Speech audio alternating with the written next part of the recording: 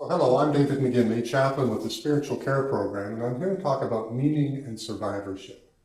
Now, as a chaplain, I find a lot of people get very anxious when you begin to talk about this. Spirituality is at the heart of the cancer experience because from the moment you're diagnosed, life is turned upside down. Immediately, many people begin to wonder, am I going to die from this? What does my life mean?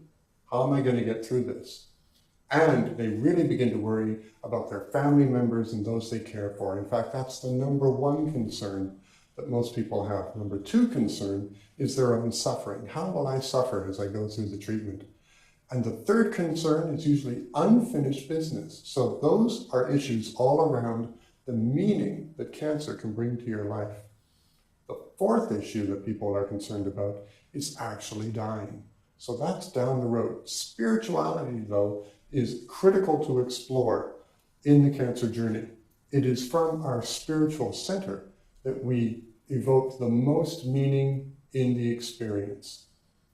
Cancer threatens your life, even as it's amplifying your life. It's bringing you the gift of your life in a brand new way. So it would be a real tragedy to miss that gift. Exploring your spirituality, whatever your belief system, is critical to using all of your resources and getting through the journey.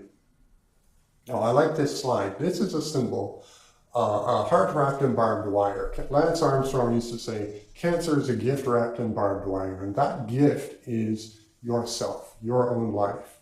But you don't have any wire cutters, and you got to pry this gift open. It's going to be painful, it's going to be meaningful, it's going to be worth it. So here's an example. This is a fellow, her name is Joan, and she says, after treatment for breast cancer, I knew my life had changed forever. Nothing could ever be the same. I felt sad at my losses, but I've been given the gift of a new life. So there's an example of how cancer amplifies the gift of your life. Ted found that cancer evoked compassion for others, and it enabled him to reach out in a new way to touch others' lives, and that brought deeper meaning to his own. I never thought this could happen, he says, but cancer has actually become a positive force in my life.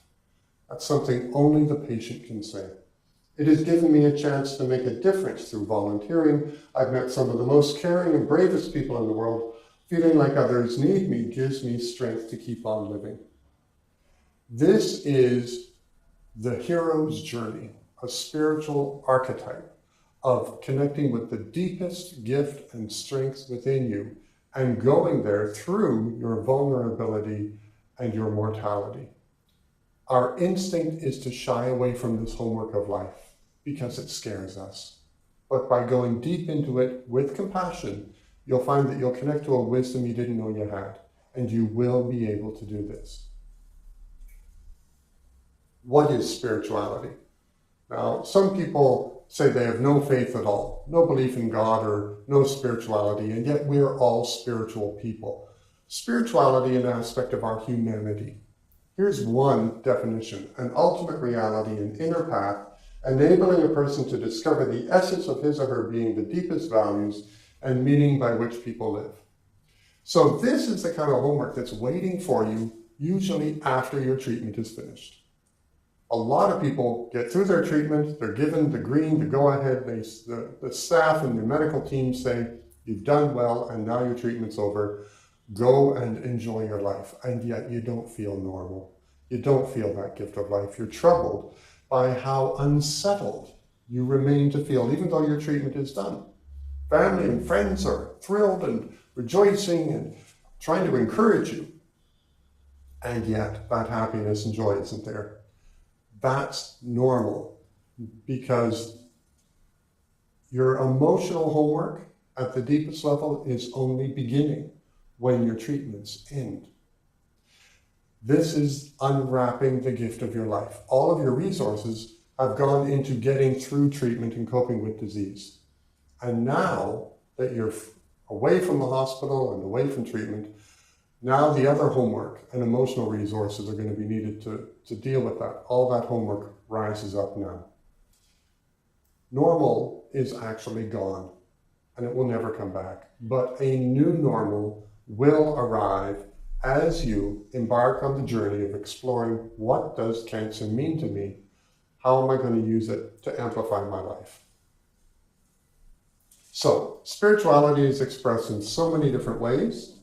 Primarily, it's expressed through how we love. In fact, I would propose to you that your spiritual health is not determined so much by the content of your belief as it is by the quality of your love. That's worth repeating. Your spiritual health is not determined by the content of your belief as much as by the quality of your love. All healthy religious traditions in the world emphasize this. When you want to explore your spirituality, when you want to bring deeper meaning to your life, focus on your love. Now, not only your love for others, but your love for yourself. Do you completely love and accept yourself? Most people instinctively say, no, I don't. So that's part of the homework that's waiting for you. And I don't speak of love as an emotion. We're talking about love as the highest level of being, the highest evolutionary state of consciousness that you are growing into. Cancer accelerates you on that journey. Spirituality is where the heart of that journey is found. Now, here are the typical and important questions, spiritual questions that people ask when they get diagnosed or as they reflect back on their disease. Why me? Why did I get cancer?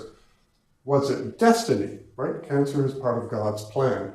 Well, that can raise a lot of anxieties and a lot of questions about the way that the divine may work in your life.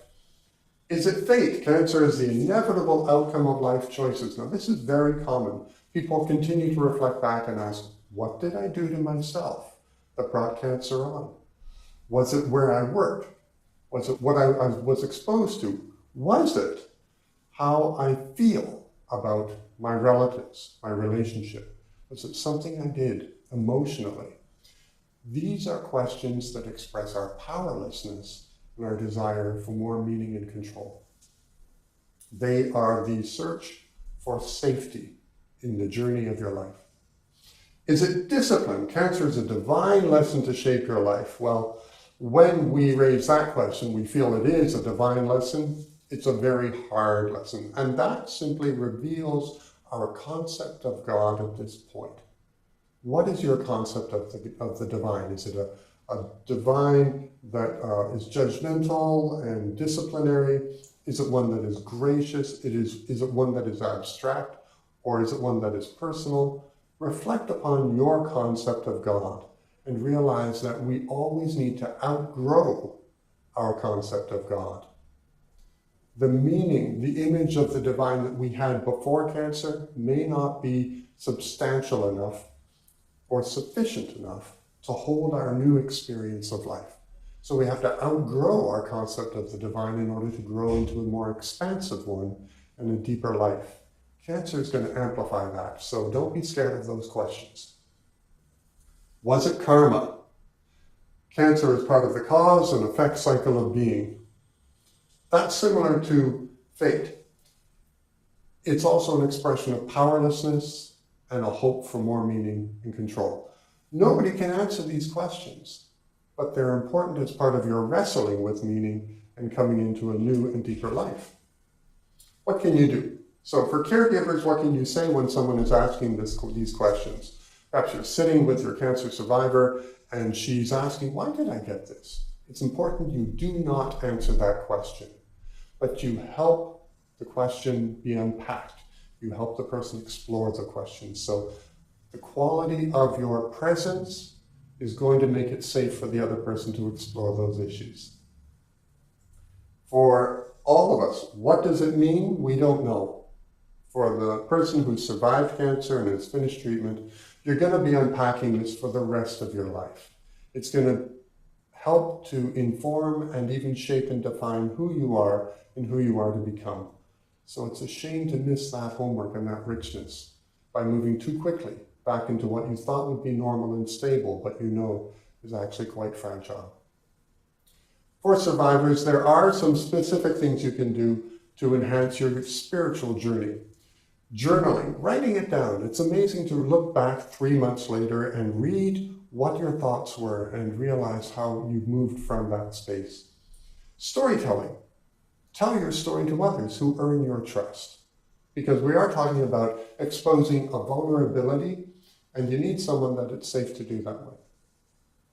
Group support is fantastic. You can hear your story in words coming out of other people and realize you're normal and what you're feeling is very accurate and appropriate, even though it may make you feel unsteady, vulnerable, and fragile. Creative expression. So use the arts. Do you cook? Do you garden? Do you paint? Any artistic, creative expression that you have, put your meaning into it. Do it with intentionality. Do it with discovery. Community involvement. So that's like Ted's example. He was pulled into volunteering and it brought deeper meaning to his life. Get involved in the community. Find out what gives you joy and share that gift with others. Explore the community and the belonging and the sense of safety and connection that that evokes within you. Prayer. I'm always a great supporter of this. Pray to God, but also listen. You can listen through meditation and through contemplation. This is not tuning out. Meditation is actually the act of completely showing up in the moment. Tune into everything that is going on within you. Here's an example. As you sit to meditate, you get in a comfortable position and you use the body, which is the best barometer you have. Use the body and listen to it. So you place your awareness in your feet, move it up through your legs, torso, to your head, your back, your shoulders, listening to your body in any place that you hold tension. Use your breath to breathe down deep to your tummy, not to your chest, and move your breath to where you're holding the tension. Listen and show up with compassion with that part of you that is tense or anxious or afraid. An ironic truth is that all of us spend most of our energy through life avoiding ourselves. We avoid this moment. We think about what is to come. We remember what was. But very few of us remain fully in the moment. Meditation is about fully showing up and listening to everything that is here. So if you do this, listening not only to your body, but your feelings and your thoughts, you may find you're afraid, you're anxious. You may notice your thoughts are jumping all over the place. In meditation, observe your thoughts moving. Don't try to keep them still. That's like trying to make a puppy stay still and never move. The purpose of the mind, one of its jobs, is simply to jump around, to be constantly active in thought. But you can step back and watch your thoughts doing that. Do so with awareness and with compassion. That's meditation. It's also the best way to connect to the greater field of consciousness and to God, and to connect to a deeper sense of peace and awareness. The quality of your presence, not the content of your thoughts, will be the determining factor in how this is supportive to you in your cancer journey. So try to be compassionate with yourself. Most of us find that really hard. We are our worst critic, but try to be compassionate. Religious practice, that of course is also about connecting to the community. So if you have a religious practice and it's with a community, a religious community that has earned your trust and that you connect with, go there for meaning, to explore the mystery of who you are to become and how cancer is informing that as well. Compassion is a word I've used quite a bit, and it's a critical tool. Compassion we tend to think of as a very soft and gentle emotion, but it's not. Compassion is the ability to stand fearlessly and calmly in the midst of chaos, centered in who you are and able to evoke or source your power and wisdom from within. Cancer can deepen compassion, and compassion is connected to your deepest and truest self.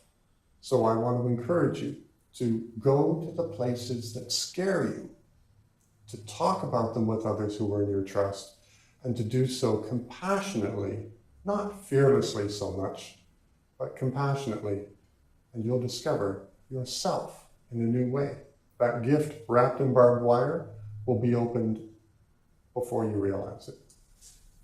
The ultimate question, the one that we begin to contemplate from the diagnosis right through to beyond treatment, the ultimate question is, what will ultimately happen to me? Is the universe a safe place to be? It doesn't feel safe when cancer comes and rips normal away from you, rips out stability, and threatens to take away the life you hoped to have. And then beyond that life, what's next? That's a different lecture. I hope that you won't worry so much about that. There's always the fear of recurrence. Everybody lives with that. In fact, once you've had cancer, in a sense, you always have cancer. But ultimately, we're all going to find out what lies beyond this life. If we focus on love, that is going to take care of itself. Focusing on the love, not just as an emotion, but as your deepest and highest state of consciousness, and use what some people have called the gift of cancer to accelerate that process. I hope this has all helped you reflect upon spirituality and what strength you can gain from your cancer journey. That homework is never over. It's always going to be waiting for you in every single moment.